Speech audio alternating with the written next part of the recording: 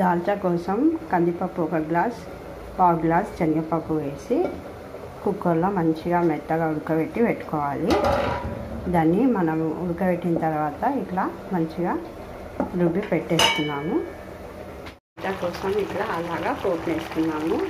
First కొంచెం ఉల్లిగడ్డ, పచ్చిమిరపకాయలు, కొత్తిమీర, పుదీనా నూనెలో వేసి పోపు చేసుకోవాలి. అందులో మనం 2 లవంగాలు, 1 ఇలాచి, కొంచెం సాజీరా, చింతపట్ట వేసుకోవాలి.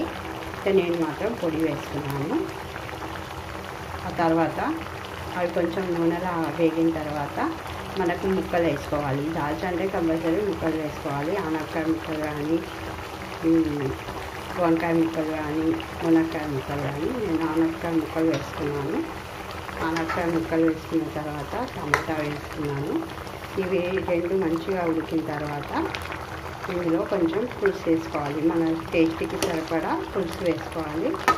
ఇవి బాగా ఇప్పుడు పులుసు ఇందులో మంచిగా మగ్గిన తర్వాత మనం రుబ్బి పెట్టుకున్న పప్పు వేసేయాలి. మనకు మంచి దాల్చా రెడీ అయిపోతుంది. టేస్టీ దాల్చా.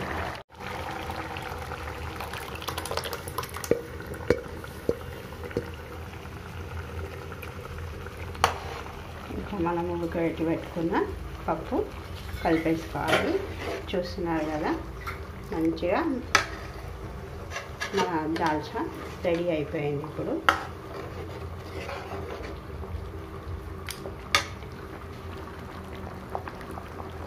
ఇక్కడ బగారా అన్నం రెడీ అవుతుంది. దీనికి మంచి combination bagara rice plus dalcha. చూడండి ఎంత బాగా వచ్చిందో మన దాల్చా.